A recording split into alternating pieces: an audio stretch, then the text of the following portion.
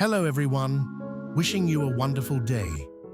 Today, we're going to discover an emotional story about a mysterious woman who suddenly appears in a small countryside home. But everything changes when a hidden photograph reveals a shocking connection to Dieu's past.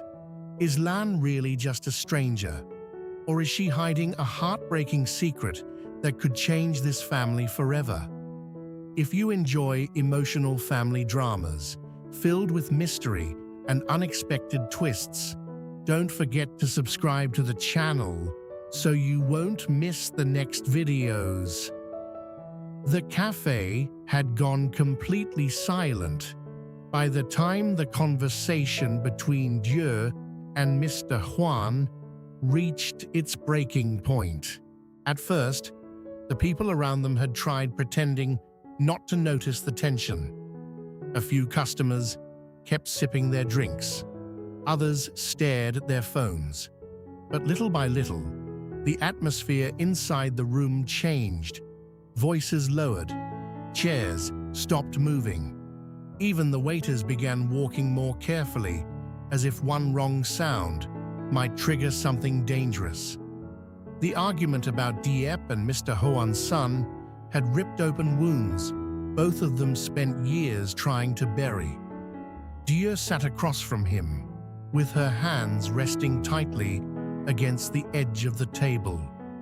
Earlier, there had still been traces of restraint in her expression, some small effort to remain calm. But now, that softness was gone completely.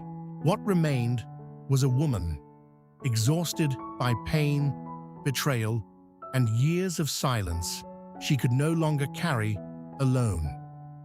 "I already looked into everything," she said quietly. Mr. Hoan frowned immediately. "I know what you've been doing behind my back." He leaned back in his chair and shook his head. "You're misunderstanding the situation." "No," Dieu replied. "I understand it perfectly." Her eyes locked onto his. "You interfered with my daughter's life." The pressure behind her words spread across the table like a storm, slowly gathering strength. Mr. Hoan let out a frustrated breath. "I never hurt Dieu. But you tried controlling her," Dieu snapped. "You tried forcing her away from your son because you couldn't accept the relationship." He rubbed his forehead tiredly. "I was trying to stop a problem before it got worse." That answer only made her laugh once under her breath.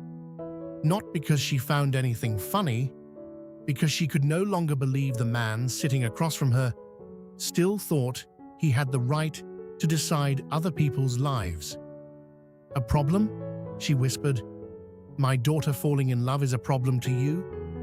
Mr. Hoan didn't answer, and somehow his silence felt worse than an argument.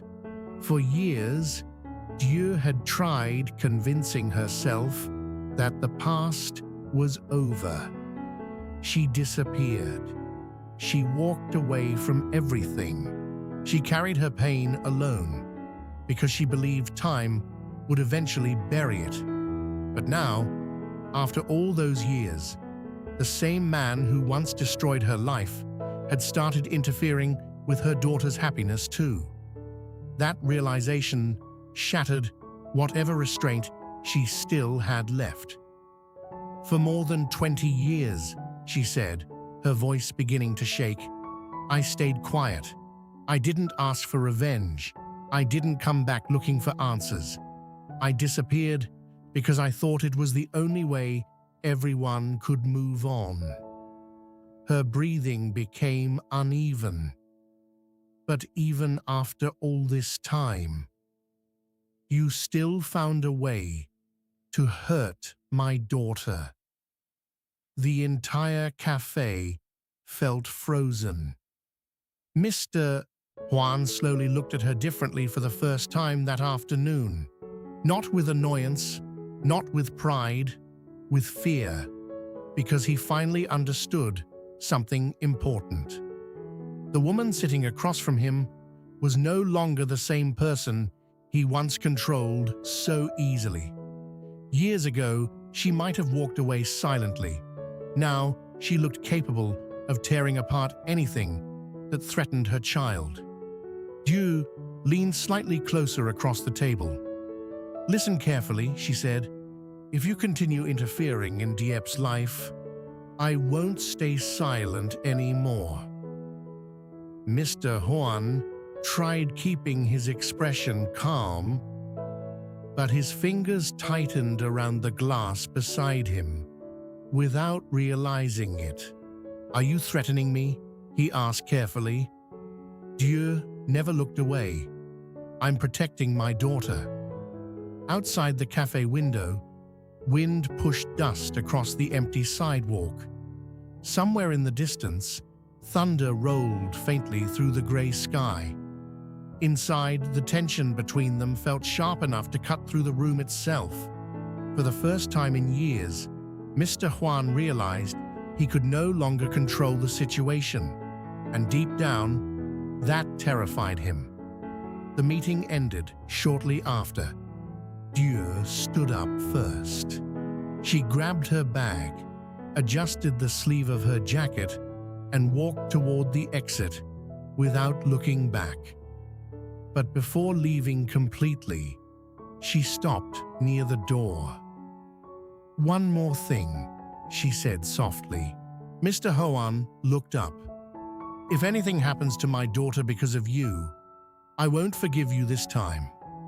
Then she walked away. The sound of the cafe door closing behind her echoed heavily through the silence. Mr. Hoan remained seated alone for several seconds, without moving. The untouched drink near his hand had already gone warm, but he barely noticed. His mind kept replaying her warning over and over again. Something about the way she said it felt real, too real. Eventually, he reached for his phone and made a call. "I need you to investigate someone for me," he said quietly after the line connected. The person on the other side asked a question. Mr. Hoan hesitated briefly before answering. "A woman named Lan." His expression darkened. "She recently appeared near Dieppe." The call ended quickly, but the uneasiness inside him only grew stronger. Meanwhile, far away from the city, night had already settled over the quiet countryside where Lan slowly approached the small wooden house where Dieppe and Nai lived. The narrow dirt road leading to the home looked darker beneath the movement of tree shadows swaying in the wind. Crickets echoed softly from the nearby fields, while cold air carried the smell of damp soil through the bamboo fence surrounding the yard. Lan stopped outside the entrance for a moment before stepping closer.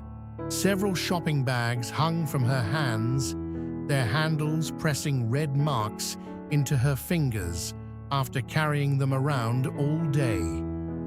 Dust from the road still clung faintly to the bottom of her clothes, but none of that seemed important to her. Her attention remained fixed entirely on the house, not casually, not curiously, emotionally, as though every wooden wall in front of her carried memories she could barely survive looking at again. Inside the house, Ni noticed her first. The little girl immediately ran toward the doorway with wide, curious eyes. "Grandma's here," she shouted excitedly before stopping herself. "Oh, sorry." Lan froze for half a second after hearing the word again. Grandma, even though the child didn't understand the truth behind it. The simple nickname still pierced directly through Lan's chest every single time. But she smiled anyway, a soft, trembling smile. Are those bags for us? Ni asked innocently. Lan crouched down slowly beside her. I bought a few things while I was out. She reached into one of the bags and carefully pulled out a small dress. Ni's eyes immediately lit up. Mom, look how pretty it is. Dieppe walked over from the kitchen area and stopped when she saw the gifts. You didn't need to buy anything, she said gently, almost embarrassed. But Lan shook her head. I wanted to. Her voice sounded calm, but emotion quietly lingered beneath every word. And the more time Dieppe spent around her, the stranger that feeling became. Because Lan didn't look at her like a normal guest. She watched her constantly, every movement, every expression, the way Dieppe tied back her hair while cooking, the way she fixed Ni's sleeves without thinking, the way she lowered her eyes politely whenever speaking. It was subtle, but impossible to ignore once noticed. At first, the evening passed quietly. Dieppe prepared dinner while Ni sat on the wooden floor near the table, playing with a small toy beside Lan. The tiny countryside house felt warm despite the cold wind outside. Steam slowly rose from the food cooking over the stove, while shadows from the hanging light stretched across the wooden walls. Lan remained seated beside Ni, listening more than speaking. Every now and then, her eyes drifted back toward Dieppe again. It happened so often that eventually Dieppe noticed, not directly, not enough to ask questions, but enough to feel something unusual growing beneath the surface of the night. You must be tired after traveling all day, Dieppe said, while placing bowls onto the table. Lan smiled faintly. I'm all right. But her exhaustion was obvious. Darkness sat beneath her eyes, and her hands moved more slowly than before. Still, there was something stronger than fatigue keeping her awake. Something emotional. Something restless. The three of them sat together for dinner shortly after. Ni happily talked about school, about the new dress, about random things children found important. Lan listened to every word carefully, sometimes smiling quietly, sometimes lowering her eyes as though trying to hide emotions she couldn't fully control. Then Ni suddenly looked at Lan again. Grandma, she said naturally, will you stay tomorrow too? The room became still. Lan stopped moving completely. Even Dieppe glanced up from her bowl. The little girl blinked innocently, unaware of the effect that single word carried. Lan forced herself to smile. If your mother allows it, she answered softly. Ni immediately turned toward Dieppe. Can she stay? Dieppe hesitated for a brief moment before answering carefully. She can stay until she finds somewhere else. Lan lowered her eyes quickly after hearing that, not because she was disappointed, because even that small kindness already felt like more than she deserved. Later that night, after dinner ended, Dieppe prepared warm water so Lan could wash and rest comfortably. Ni eventually grew sleepy and curled up near the blankets while rubbing her eyes. The house slowly became quieter. Outside, wind moved through the bamboo trees with a soft, hollow sound. Inside, silence settled naturally between the two women. Dieppe folded clothes near the corner of the room while Lan sat watching her again. This time, the silence between them felt heavier, more personal. Finally, Dieppe looked up. You keep staring at me, she said gently. Lan seemed caught off guard. I'm sorry. Deep shook her head slowly. It's okay. I just feel like you know me somehow. For a second, Lan looked unable to breathe, but she quickly forced herself calm again. Maybe you remind me of someone, she answered quietly. Deep studied her expression carefully. Something inside Lan's eyes looked painfully familiar, though she couldn't explain why. Before the conversation could continue, Nee suddenly called out sleepily from the blankets. Mom! Diep immediately walked over and sat beside her daughter. Lan watched the scene silently. The way Diep touched Nee's forehead, the way she adjusted the blanket carefully around the child's shoulders, the way Nee instinctively leaned closer to her mother even while half asleep. Every small movement felt unbearable for Lan to watch, because deep inside, she knew those were moments she should have experienced herself years ago. Moments she lost forever. She slowly lowered her head. From now on, she whispered almost silently, I won't let my daughter suffer anymore. The words disappeared softly into the quiet room, but Diep heard enough to pause slightly. She turned back toward Lan. What did you say? Lan immediately shook her head. Nothing. But the strange feeling inside Diep only deepened after that.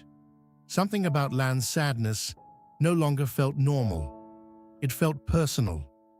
Much later that night, after everyone had gone quiet, Diep stood near the small cabinet searching for extra blankets. Lan had already fallen asleep near Nai, or at least appeared to. Carefully trying not to wake them, Diep reached for one of the bags Lan brought earlier. As she lifted it slightly, something slipped out onto the wooden floor. A photograph. Diep bent down automatically and picked it up. At first, she only intended to place it back inside the bag without looking, but then her eyes froze. The old photo showed a much younger version of Lan standing beside a little girl who looked exactly like Diep as a child. The room suddenly felt cold. Diep stared at the photograph in complete silence, while her heartbeat slowly began pounding harder inside her chest. Her fingers tightened around the faded picture. No, that couldn't be possible. She looked at the child again. The same eyes, the same face, the same small birthmark near the chin. A wave of confusion crashed through her so violently she almost dropped the photo. Behind her, the sound of movement quietly broke the silence. Diep turned slowly. Lan was awake. She stood near the doorway, staring directly at the photograph in Diep's trembling hands. Neither woman spoke. The air inside the small wooden house suddenly felt suffocating. Outside, wind pushed harder against the bamboo fence, while distant thunder rolled across the mountains. And for the first time since Lan appeared in her life, Diep realized the woman standing in front of her might not be a stranger at all. After a painful confrontation with Mr. Hoan, Dieu warns him to stay away from her daughter, Diep, or she will no longer remain silent about the past.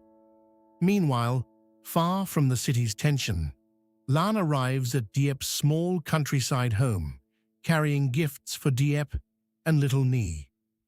As the night passes, Diep begins noticing something unusual about Lan's emotional behavior.